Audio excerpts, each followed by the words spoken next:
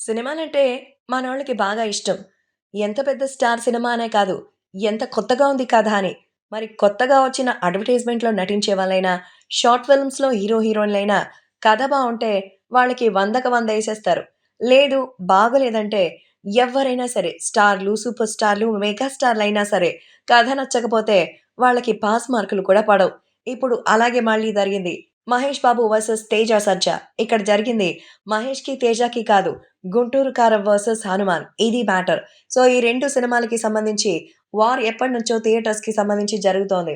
అందరికంటే ముందు అనౌన్స్ చేశారు 'హనుమాన్' డేట్. ఆ తరువాత మిగతా సినిమాలు అనౌన్స్ చేశారు. కథలో కంటెంట్ ఉంది. మాకు బాగా నమ్మకం ఉంది. మేమెందుకు వెనక్కి తగ్గాలని 'హనుమాన్‌కి' సంబంధించిన టీమ్ వెనక్కి తగ్గలేదు. 'మహేష్‌తో పోటీ ఎందుకు వెనక్కి తగ్గండని' 'దిల్ రాజు' లాంటి బడా ప్రొడ్యూసర్స్ రంగంలోకి దిగేసరికి మరి బహిర్గతంగా ఈ విషయాన్నైతే 'హనుమాన్' టీమ్ చెప్పింది. సో, దీంతో 'దిల్ రాజు' యొక్క అసలు స్వరూపం బయటపెట్టి చాలా వరకు 'హనుమాన్‌కి' థియేటర్స్ లేకుండా చేశారు. మొత్తానికి ఇప్పుడు 'హనుమాన్‌కి' సంబంధించిన రివ్యూస్, సినిమాని చూసిన ఆడియన్స్ మౌత్ పబ్లిసిటీతో మనకి 'గుంటూరు కారం' కుర్చీ మడత పెట్టేయాల్సిన పరిస్థితొస్తోంది.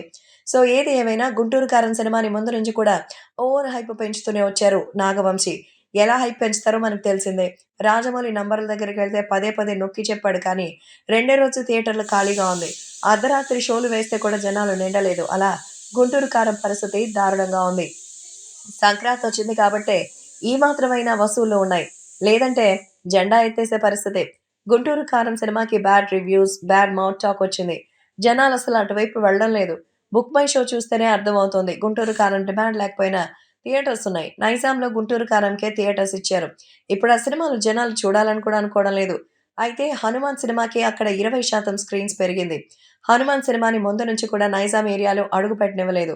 'దిల్ రాజు' ఉన్న థియేటర్స్ అన్నీ 'గుంటూరు కారం'కే ఇచ్చాడు. ఇక 'శిరీష్ రెడ్డి' అయితే ఆ 'హనుమాన్' గురించి దారుణంగా మాట్లాడారు. 'గుంటూరు కారం'తో పోలికేంటి? కావాలంటే నా 'సామిరంగ'తో పోల్చుకోమనంటూ దురుసుగా మాట్లాడారు. ఇండస్ట్రీలో చాలా మంది 'హనుమాన్‌ని' తక్కువ అంచనా వేశారు. ఇదేం ఆడుతదిలే అని లైట్ తీసుకున్నారు.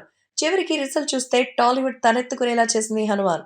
ఇండియా మొత్తం ప్రశాంత్ వర్మకు సలాం కొట్టే పరిస్థితొచ్చింది. ఇంత తక్కువ బడ్జెట్‌లో అంత క్వాలిటీ వీఎఫ్ఎక్సా అంటూ ఆశ్చర్యపోతున్నారు. ఈ మధ్య కాలంలో వీఎఫ్ఎక్స్ అంటేనే భయం వస్తోంది. అసలు యానిమేషన్స్ చేయడం తెలీక చెత్త చెత్త చేసి పడేస్తున్నారు. కానీ అత్యంత లో బడ్జెట్‌లో ఇంటర్నేషనల్ స్టాండర్డ్స్ ఉన్న గ్రాఫిక్స్‌ని సినిమాలో చూపిస్తున్నారు. ఒకవేళ డిమాండ్‌కు తగినట్టు 'హనుమాన్‌కి' టికెట్స్ ఇచ్చి ఉంటే కలెక్షన్‌లు కళ్ళు చెదిరిపోయేవి. కేవలం ప్రీమియర్స్‌తోనే నైజాంలో 2.5 కోట్లకి పైగానే వసూలు చేసింది 'హనుమాన్'. అదే పూర్తి స్థాయిలో థియేటర్ ఇచ్చుంటే దుమ్ము లెగిసేది. ఇప్పుడు హైదరాబాద్‌లోనే 'గుంటూరు కారం'కి 712 షోలుంటే కనీసం 250 కూడా హౌస్‌ఫుల్ అవ్వలేదు. అదే 'హనుమాన్' చేసుకుంటే 230కి 228 ఫుల్ అయింది. అంటే ఏ రేంజ్‌లో డిమాండ్ ఉందో చూడండి. ఇక ఓవర్సీస్‌లోనూ 'హనుమాన్‌దే పైచేయి. యూఎస్‌లో 369 లొకేషన్స్ నుంచి 408,000కు పైగా డాలర్స్‌ను వసూలు చేస్తే ఇక 409 లొకేషన్స్ నుంచి 'గుంటూరు కారం' $3,34,000 మాత్రమే వసూలు చేసింది. అంటే 'హనుమాన్‌ని' ఇకపై 'గుంటూరు కారం' అందుకోవడం కష్టమే అన్నట్లు తెలుస్తోంది. చూస్తుంటే 'గుంటూరు కారం' కుర్చీని మడతపెట్టి పక్కన పడేసింది 'హనుమాన్'. మొత్తానికి త్రివిక్రమ్ కథాలోపమే దీనికి కారణంగా అయితే చెప్పొచ్చు. ఈ లెక్కన చూసుకున్నట్లయితే 'హనుమాన్‌లో' బలమైనటువంటి కథ, కథనం, గ్రాఫిక్స్, పెర్ఫార్మన్స్ అన్నిటికి మరి నిజంగానే జై హనుమాన్ అని చెప్పాల్సిందే.